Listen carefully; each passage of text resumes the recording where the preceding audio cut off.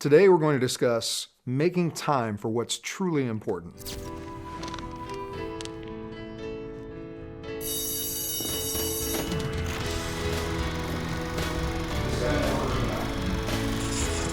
the first step. That's the only way you're. A little over a week ago, I was on my way into New York City, and the tone on my BlackBerry went off to let me know that I had an email. Now, I don't know about you, but up until 1992, I had never touched a computer, and I swore I wouldn't. Now I have 2 laptops, 2 desktops, and I walk around with a BlackBerry strapped to my side. I kind of bought into the whole idea that technology was going to make life easier, was going to help me stay connected. Actually, what I found is it's just given me more time to be more busy. I don't know if it's the same for you. Maybe it's just me. I've actually become less connected with the people and the things that are most important to me because of technology allowing me to do so many things. I try to stay connected.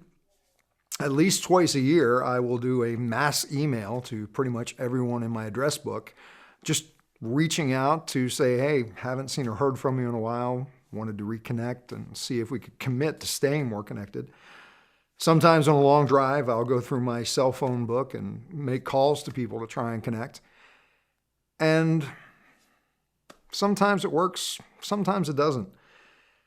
I realize that as we go through this journey in life, that people will enter our lives for a reason, a season, or a lifetime.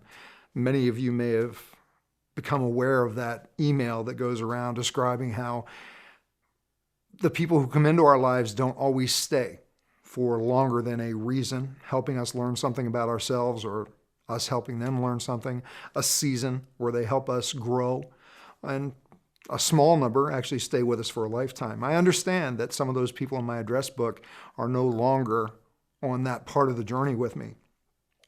The reason that we're shooting this episode today is the email I got that morning on my way to work was about the passing of a very dear friend, somebody who fell off that list of things were important of staying connected with.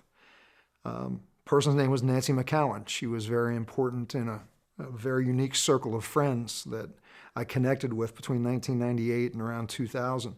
And this group of friends did some amazing things. We all supported each other in a spectacular growth period. I could say that pretty much all of us who were in that circle made quantum leaps in our own personal and spiritual development because of the support that we gave each other.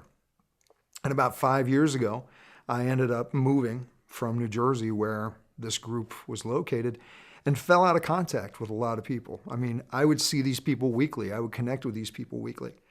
And I think the last contact I had with Nancy was probably 5 years ago.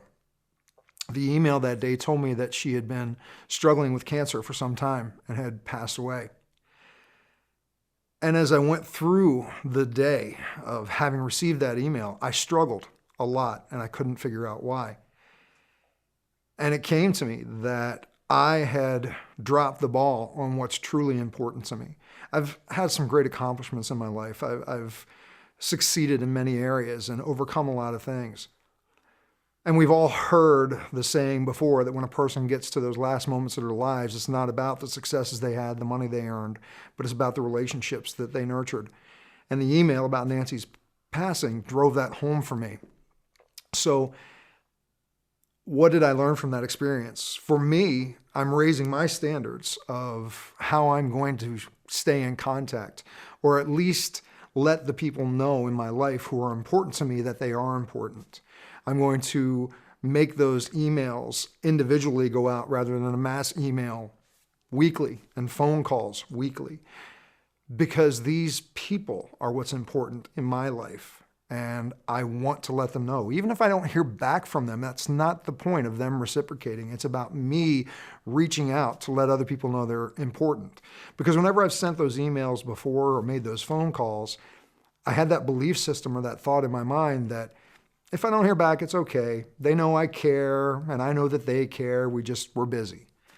That excuse isn't good enough anymore for me. I need to make sure that I let the people know that they are important.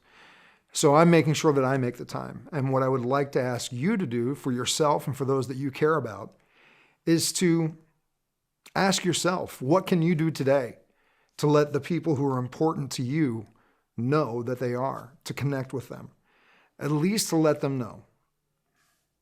I hope you don't have to have the same experience that I had with the loss of a very dear friend. And we dedicate this episode to Nancy McCowan. Thanks, and we look forward to seeing you again soon.